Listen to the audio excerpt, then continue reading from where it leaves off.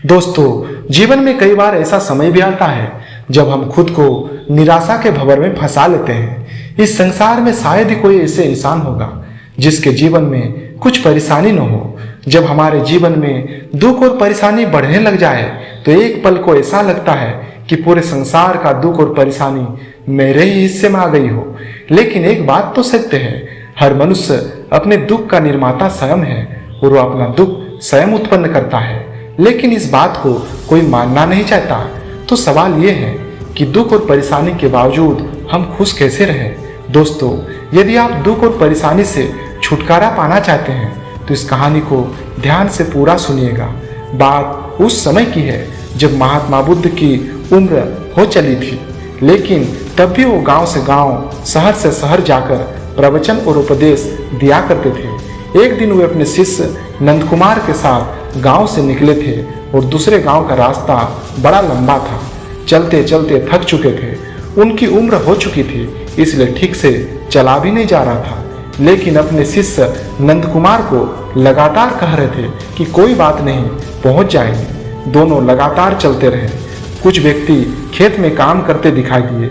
नंद कुमार ने कहा कि भगवान, किसी से पूछ लेते हैं कि कितना दूर और बचा है। तो उन्होंने कहा ठीक है। उस व्यक्ति से पूछा, बाबा जी कितना दूर और जाना है उस गांव के लिए?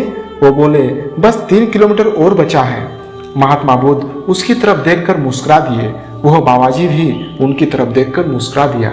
उसके बाद वे वहां से आगे बढ़ गए और 3 किलोमीटर शायद पार हो चुके थे। नंद कुमार को थकान हो रही थी। उसने फिर से कहा, रुक जाते हैं, पूछ लेते हैं किसी से और कितना जाना है। उन्होंने देखा कि एक बूढ़ी माँ सर पर लकड़ियां लेकर जा रही थी। उस माँ से पूछा कि माताजी, गांव कितनी दूर है? तब माताजी ने कहा, अरे आप आ ही तो गए हो, बस 3 किलोमीटर और बचा है, लगभग पहुंच गए हैं, आप और ज़्यादा दूर नहीं है। महात्मा बुद्ध उनको देखकर हल्के से हंस दिए। बूढ़ी माँ भी उनकी तरफ देखकर हंस दी। अब की बार नंद कुमार को और बुरा लगा, यह क्या चल रहा है। तो महात्मा बुद्ध ने कहा कि चलते रहते हैं, पहुंच जाएंगे, अब बहुत पास में है, अब तो हम पहुंचने वाले हैं, चलते रहते हैं। लगभग वो 3 किलोमीटर और निकल गए थे। नंद कुमार थक कर चूर हो चुके थे। तभी उन्हें तीसरा आदमी दिखाई दिया। उस तीसरे आदमी से पूछा कि भाई साहब, गांव यहाँ से कितनी दूर और बचा है? उसने भी यही कहा कि बस 3 किलोमीटर और बचा है, आप चलते रहो, बस गांव आने वाला है, आप गांव शाम होने से पहले ही पहुंच जाओगे। और यूँ कहकर वहां से चला गया। जब तीसरा व्यक्ति वहां से चला गया तो नंद कुमार ने जो सामान उठाया था उसे जमीन पर पटक दिया और महात्मा बुद्ध को कहा कि गुरुदेव, माफी चाहता हूँ, मुझे मालूम है आप कहते हैं कि फालतू सवाल नहीं करने चाहिए, फालतू सवाल से हमारी ऊर्जा नष्ट होती है, लेकिन आज मैं आपसे पूछना चाहता हूँ कि आप ये क्या कर रहे हैं? पहला आदमी दिखा तो उसे देखकर क्यों मुस्कुरा दिए? दूसरी बूढ़ी अम्मा को देखकर आप हंस दिए। हर कोई हमसे कह रहा है कि 3 किलोमीटर और, पर गांव आने का नाम ही नहीं ले रहा है। आप ये क्या कर रहे हैं? मुझे इसका उत्तर दीजिए, मुझे जानना है और मुझसे अब और चला नहीं जा रहा है।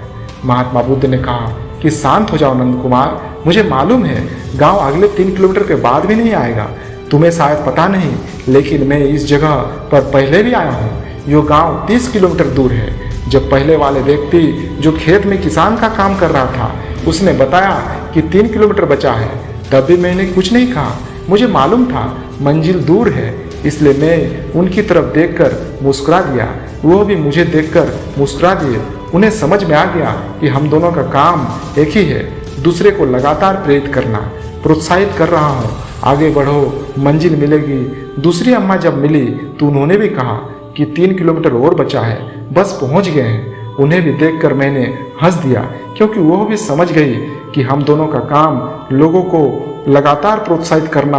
और तीसरा वाला जो मिला उसने भी यही कहा कि बस आप पहुंच गए हो, शाम होने से पहले पहले पहुंच जाएंगे। जिंदगी में लोग कोई तरह के मिलते हैं और हमेशा मिलते रहेंगे, लेकिन हमें सिर्फ उन लोगों पर ध्यान देने की जरूरत है जो हमें पवित्र और सकारात्मक ऊर्जा दे सके और जिनसे हम कुछ सीख सके।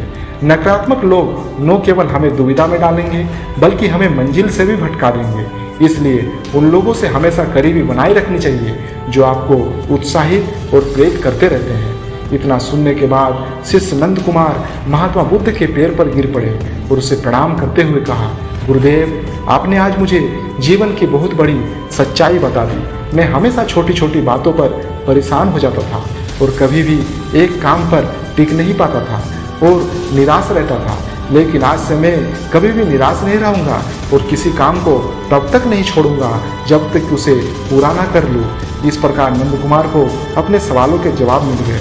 दोस्तों, बिना किसी कारण के खुश रहने के लिए आशावादी बने और उन छोटी छोटी चीज़ों के लिए आभारी रहे जो हर दिन जीवन को आसान बनाती है।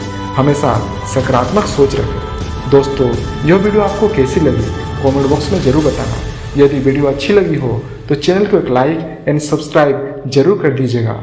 मिलते हैं अगले एक शानदार वीडियो में। तब तक के लिए गुड बाय। जय हिंद, जय भारत।